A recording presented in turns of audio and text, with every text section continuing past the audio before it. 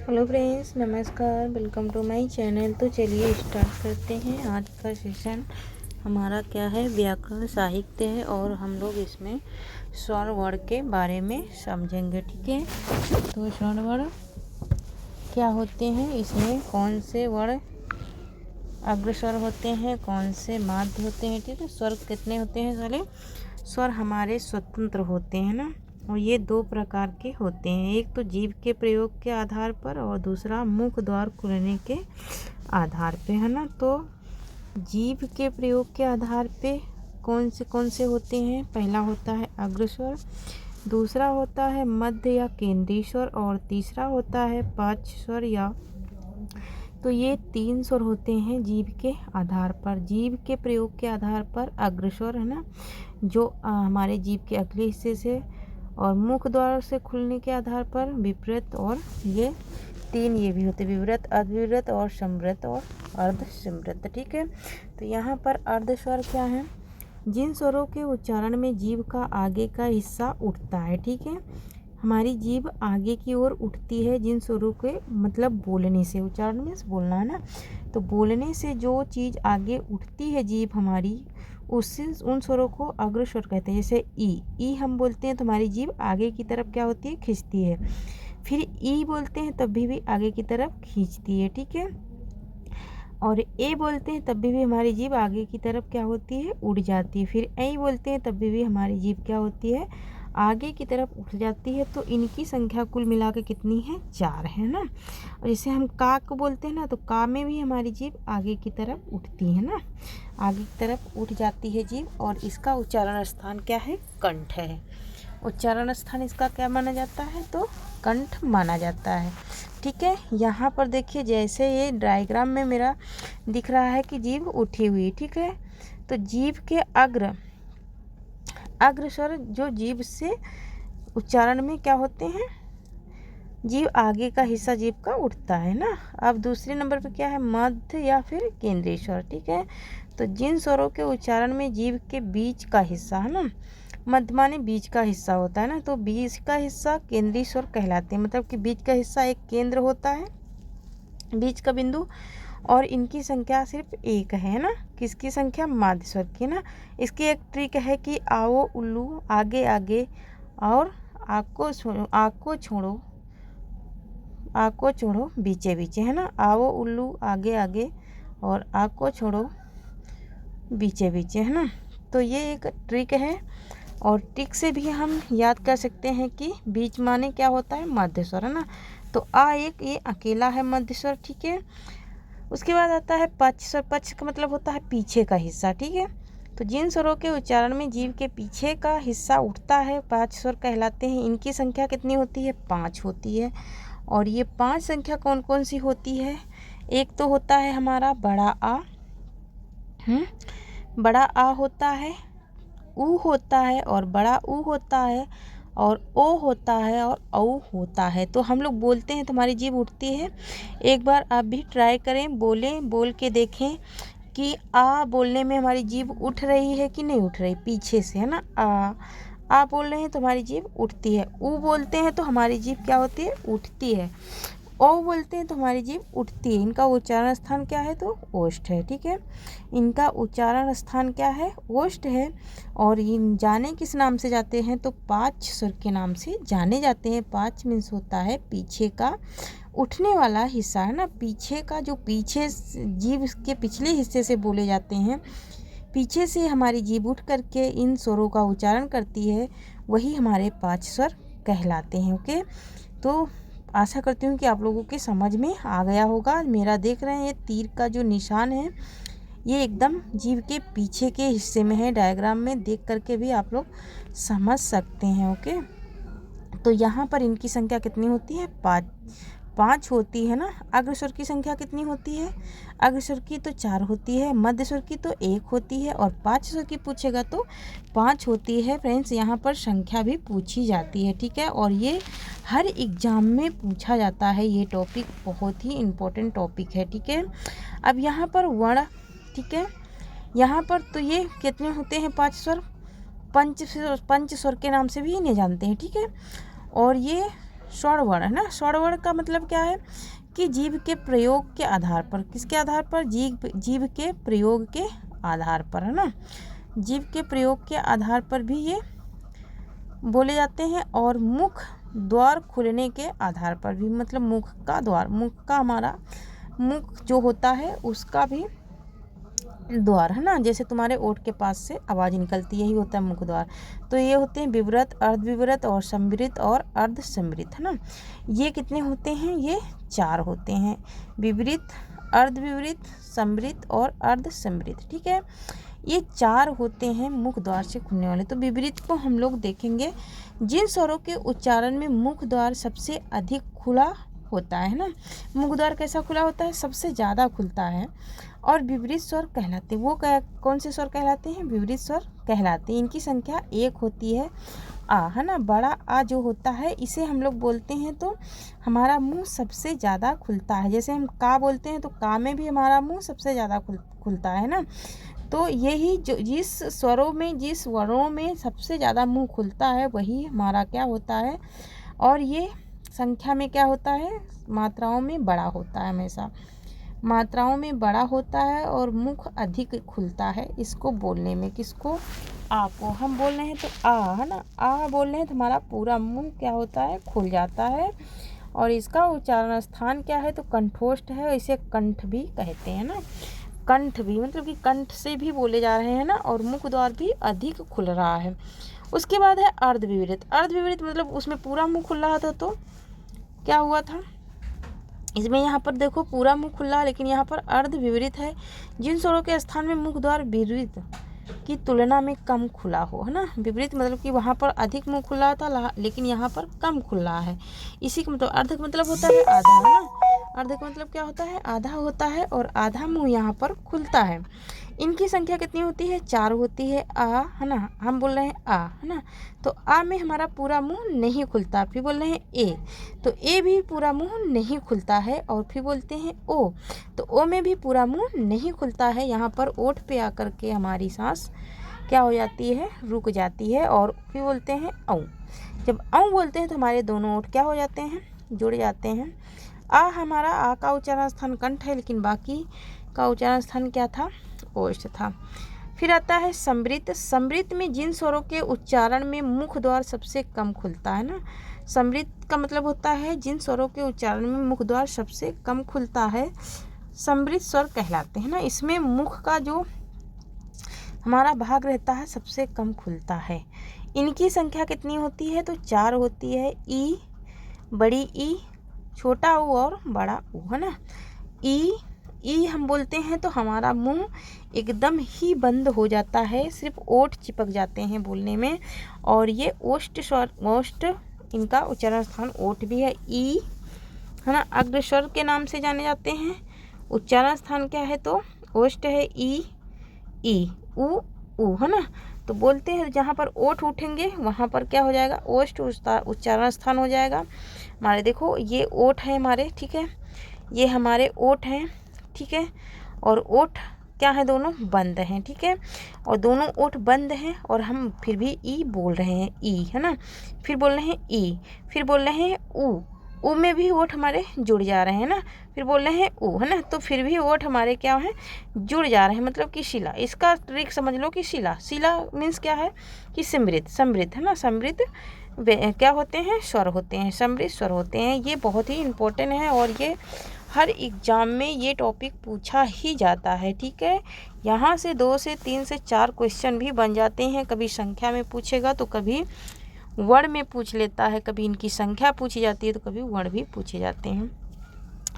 इसके बाद आता है अर्धसमृत। तो जिन स्वरों के उच्चारण में मुख द्वार समृत की तुलना में अधिक खुलता है और अर्धसमृत कहलाते हैं, ठीक है।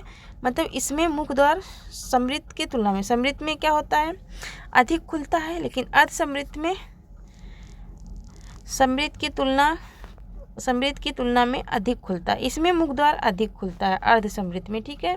इनकी संख्या 2 है, ए और ओ, है ना। मतलब समृत में थोड़ा कम खुलता है, लेकिन अर्धसमृत में ज़्यादा खुलता है। जैसे कि विवृत में ज़्यादा खुलता है, लेकिन अर्धविवृत में कम खुलता है। लेकिन इसमें क्या है, उसके ठीक अपोजिट है, उल्टा है, इसमें अर्ध समृद्ध में ज़्यादा खुलता है। तो यहाँ पर अर्ध समृद्ध में ज़्यादा खुलता है। फिर यहाँ पर देखिए स्वर वर्ण, यहाँ पर पढ़े ना स्वर वर्ण, और यहाँ पर तो अब हम लोग फिर से यहाँ पर देखेंगे अल्प प्राण और महाप्राण व्यंजन को देखेंगे। ठीक है, उच्चारण के अनुसार व्यंजनों को दो भागों में बांटा गया है, अल्प प्राण और महाप्राण, है ना। अल्प प्राण क्या होते हैं? हमारे वर्ग का जो पहला, तीसरा और पांचवा। ठीक है, पहला, तीसरा और पांचवा, तो ऐसे भी याद कर सकते हैं 135, है ना। 135 और यहाँ पर दूसरा और चौथा, तो 24 संख्या और 35 संख्या के माध्यम से भी इसे याद कर सकते हैं कि 135 क्या होते हैं? अल्प प्राण होते हैं, और 24 क्या होते हैं? महाप्राण होते हैं। ठीक है, अल्प प्राण का मतलब होता है जिसमें हमारा मुख द्वार कम खुलता है, हमारे बोलने में सांस कम निकलती है, लेकिन महाप्राण में बोलने में सांस अधिक निकलती है मुंह से।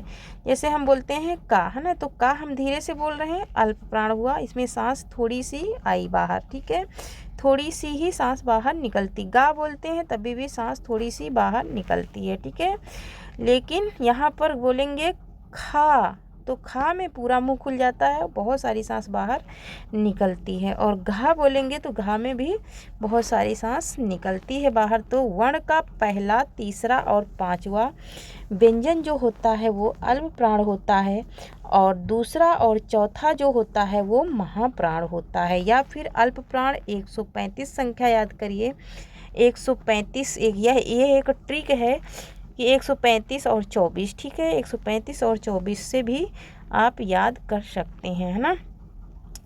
तो वर्ग का हर तीसरा, ठीक है, पहला, तीसरा और पांचवा क्या है? अल्प प्राण है। और खा और गा 24 अगर संख्या, खा और गा चौथा, दूसरा और चौथा क्या है? महाप्राण है। महा का मतलब होता है भारी, है ना, महा का मतलब भी भारी होता है। तो यहाँ पर प्राण व्यंजन भी होते हैं। प्राण हवा को संस्कृत में कहते हैं, है ना, संस्कृत में इसे प्राण कहते हैं। नोट, इस आधार पर कम हवा से उच्चारित ध्वनि अल्प प्राण और अधिक हवा से उत्पन्न ध्वनि को महाप्राण कहा जाता है ना। किसके? इसी प्रकार, इसी आधार पर कम हवा से उच्चारित, मतलब कम हवा से उच्चारित मीन्स बोलना, है ना, बोलने में जिसमें कम ध्वनि, हमारी कम आवाज़ निकलती है उसे अल्प प्राण कहते हैं, और अधिक हवा के उत्पन्न होने वाले व्यंजनों में उच्चारित करने पर वो महाप्राण कहलाते हैं। जैसे का, खा, है ना, खा बोलते हैं ना तो तेज से आवाज़ निकलती है ना, तेज से आवाज़ निकलती है। यहाँ पर अल्प प्राण ऐसे व्यंजन जिनको बोलने में कम समय लगता है और बोलते समय मुख से कम वायु निकलती है ना, वायु मीन्स हवा, और अल्प प्राण व्यंजन कहलाते हैं। इनकी संख्या कितनी होती है? तो 20 होती है। अल्प प्राण की संख्या भी पूछी जाती है। ठीक है, इनकी संख्या भी पूछी जाती है। अल्प प्राण की संख्या कितनी होती है? तो 20 होती है। ठीक है, यहाँ पर अल्प का मतलब छोटा होता है और महा का मतलब बड़ा होता है। ठीक है, तो ऐसे भी याद कर सकते हैं। यहाँ पर देखिए अल्प प्राण व्यंजन की सूची बनी हुई है। ठीक है, और महाप्राण की बनी हुई है। ये एक ट्रिक है, का, गा और अंगा, है ना, का, गा और अंगा, ये क्या है? और ये 5 क्या होते हैं? 5 टाइप होते हैं इसके। ठीक है, का वर्ग, चा वर्ग, टा वर्ग, ता वर्ग और पा वर्ग, है ना, और पांचों में 5-5 व्यंजन होते हैं। टोटल ये कितने होते हैं? तो टोटल 25 होते हैं। टोटल कितने होते हैं? तो टोटल 25 होते हैं। अगर हम लोग अल्प प्राण को याद करें तो 135। ठीक है, अल्प प्राण को याद करें तो संख्या 135, अगर महाप्राण को याद करें तो संख्या 24, है ना, 24 संख्या मतलब कि दूसरा और चौथा, ये एक ट्रिक है ना। 135 मतलब कि पहला, तीसरा और पांचवा। ठीक है, तो इस प्रकार से हम याद रख सकते हैं। ठीक है, इस प्रकार से भी हम अल्प प्राण और महाप्राण को याद रख सकते हैं। यहाँ पर दूसरा 24 का मतलब दूसरा और चौथा, तो दूसरा और चौथा क्या हो जाएगा, 24 संख्या हो जाएगी। तो इससे हम जान सकते हैं कि दूसरा व्यंजन क्या है, महाप्राण है, और चौथा व्यंजन क्या है, महाप्राण है। ठीक है। इसी प्रकार हम लोग यहाँ देखेंगे प्रत्येक वर्ग का पहला, तीसरा, पांचवा वर्ण अल्प प्राण है। सभी स्वर और सभी स्वर भी क्या हैं, अल्प प्राण है। स्वर जितने हैं सारे के सारे क्या हैं, अल्प प्राण होते हैं, है ना। तो हमारे स्वर जितने भी हैं XYZ सारे अल्प प्राण है। और यहाँ देखिए पहला, तीसरा, पांचवा, पहला, तीसरा, पांचवा, है ना। तो इस प्रकार से पहला, तीसरा, पांचवा, ठीक है। तो पहला 135 से भी याद कर सकते हैं। बहुत ही नॉर्मल ट्रिक है कि 135 और 24 से हम याद रख सकते हैं कि हर वर्ग का पहला, तीसरा, पांचवा, पहला, तीसरा, पांचवा, और चारों यहाँ पर। और फिर उसके बाद ये तो 25 स्पर्शी व्यंजन है, ठीक है। इन्हें स्पर्शी व्यंजन भी कहते हैं, ठीक है, पावर के। इसके बाद 4 क्या होते हैं, अंतस्थ व्यंजन होते हैं। यहाँ पर देखिए महाप्राण की सूची है, ठीक है। खा और गा, है ना, खा और घा महाप्राण व्यंजन ये कहलाते हैं, ठीक है। यहाँ पर खा और घा, खा क्या है, दूसरे नंबर पर है, और घा क्या है, चौथे नंबर पर है, ठीक है। तो इस प्रकार से हम बहुत ही अच्छे से याद कर सकते हैं महाप्राण और अल्प प्राण व्यंजनों को, ठीक है। सिर्फ हमको थोड़ी सी ट्रिक लगानी है और हम इनको बहुत ही आसानी से याद कर सकते हैं, ओके। तो यहाँ पर देखिए संख्या 135, 24, है ना। मैं बार बार यही बोल रही हूँ, संख्या 135 और 24 याद करिए, बहुत ही जल्दी आपको याद हो जाएंगे, ठीक है। तो यहाँ पर देखिए अल्प प्राण फिर से देखिए का, गा, अंगा, है ना, का, गा, अंगा। और महाप्राण खा, घा, खा और घा ये क्या है, महाप्राण है। खा और घा क्या है, महाप्राण है। का, गा, अंगा क्या है, अल्प प्राण है ना। अल्पप्राण, महाप्राण, अल्पप्राण, महाप्राण, है ना। तो इनकी संख्या, महाप्राण की संख्या कितनी है, 15 है, ठीक है। अल्पप्राण की कितनी है, 20 है। और सारे स्वर क्या हैं, अल्पप्राण है ना। ऐसे व्यंजन जिनको बोलने में अधिक सांस हो। तो यहाँ पर प्रत्येक वर्ग का दूसरा और चौथा वर्ण क्या है, महाप्राण है। प्रत्येक वर्ग का, जैसे का वर्ग है अंगा तक का में दूसरा और चौथा वर्ण क्या है, महाप्राण है। महाप्राण व्यंजन है। और यहाँ पर देखिए खा और घा वर्ग का दूसरा और चौथा, है ना। वर्ग का दूसरा और चौथा क्या है, महाप्राण है। और यहाँ पर शा, शा, हा ये 4 व्यंजन हैं। ये चारों ऊष्म व्यंजन भी कहलाते हैं और ये महाप्राण में आते हैं। जैसे मैंने बताया कि अंतस्थ व्यंजन 4 होते हैं, वो चारों अंतस्थ व्यंजन अल्प प्राण में आते हैं, ठीक है। अंतस्थ व्यंजन जो मैंने इसके पहले बताया वो भी उनकी संख्या 4 होती है, या, रा, ला, वा, है ना। तो वो 4 क्या हैं, अंतस्थ व्यंजन तो हैं लेकिन वो महाप्राण में आते हैं। और उस व्यंजन किस में आते हैं, वो अल्प प्राण में आते हैं। और ये किस में आते हैं, उस व्यंजन, तो ये महाप्राण में आते हैं, सा, सा, हा, है ना। फिर उसके बाद है आघोष व्यंजन, ऐसे एवं घोष व्यंजन, है ना। तो ऐसे व्यंजन जिसके बोलने में कंपन के आधार पर हिंदी वर्णमाला के 2 भेद किए गए हैं। मतलब कंपन में इसमें भी ये बोलना ही होता है। कंपन मीन्स जितना हमारी आवाज़ निकलती है उसे ही कंपन कहते हैं। आघोष और साघोष, है ना। आघोष यहाँ पर भी आघोष छोटा है और घोष क्या है, बड़ा है। तो जिन स्वरों को बोलने में अधिक सांस खींचती है वो घोष, और जिन स्वरों को बोलने में, जिन व्यंजनों को बोलने में कम सांस खींचती है उसे साघोष कहते हैं। और इसमें भी सेम वही है। आघोष क्या है, पहला, तीसरा और पांचवा। पहला, तीसरा और पांचवा क्या है, आघोष है। और यहाँ पर दूसरा और चौथा घोष व्यंजन है ना। तो आघोष व्यंजन की संख्या कितनी है, आघोष व्यंजन है हमारा का और खा, है ना। यहाँ पर देखिए का, खा, छा, छा, टा, ठा, टा, ठा, ता, था, पा, फा और सा, सा, मतलब कि तीनों सा, ठीक है, तीनों सा और वर्ण का पहला और दूसरा व्यंजन, वर्ण का पहला और दूसरा व्यंजन और तीनों सा क्या है, आघोष है ना। ये तो बहुत ही इजी ट्रिक है कि मतलब पहला और दूसरा ही क्या है, आघोष व्यंजन है। उन जिन व्यंजनों के उच्चारण में नाद की जगह केवल श्वास का उपयोग होता है उन्हें आघोष वर्ण कहते हैं। और वर्ण का, वर्ग का, खा, खा, है ना, इनकी संख्या 13 होती है और जो इस प्रकार है ना। इनकी संख्या कितनी है, आघोष व्यंजन की संख्या कितनी है, तो 13 है। यहाँ पर संख्या भी पूछी जाती है, ठीक है। ये हर एग्जाम में क्वेश्चन यहाँ से बनते हैं, ठीक है। तो यहाँ पर पहला और दूसरा वर्ग का, हर वर्ग का पहला और दूसरा व्यंजन क्या होता है, आघोष होता है और तीनों सा भी आघोष होते हैं। अब यहाँ पर आ गए घोष व्यंजन। तो घोष व्यंजन ये बहुत ही इजी है, लाइन से उसमें भी दोनों बताया है, उसमें तीसरे से पांचवें तक घोष व्यंजन, है ना, तीसरे से पांचवें तक घोष व्यंजन और यारा, लावा और हा, ये भी घोष में आता है ना। सारे अंतस्थ व्यंजन और एक हा जो है उस व्यंजन का, ये भी घोष में आता है ना।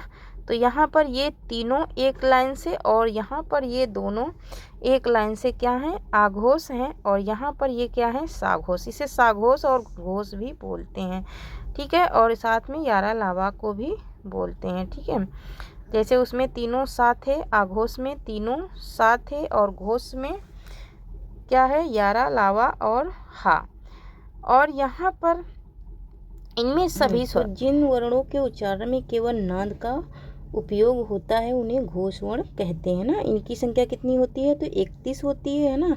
और इसमें सभी स्वर आ से ओ तक ही आते हैं ना। इसमें सारे स्वर आ से ओ तक आते हैं, ठीक है, आ से लेकर के ओ तक, ठीक है। और यहाँ पर 20 + 11 + कितना बराबर कितना हो गया, 31 वर्ण हो गए, है ना। तो उसमें जैसे कि सारे तीनों सा आए थे किसमें, आघोष में, तो यहाँ पर घोष में क्या आ रहा है, सारे यारा, लावा और हा आ रहा है, ठीक है। तो थैंक यू फ्रेंड्स। आज तो यहाँ पर देखिए यारा, या, रा, ला, वा, हा, है ना, या, रा, ला, वा, हा, ये 4 वर्ण इसमें मिले हुए हैं, किसमें, घोष में। तो थैंक यू फ्रेंड्स, आज के लिए इतना ही। जय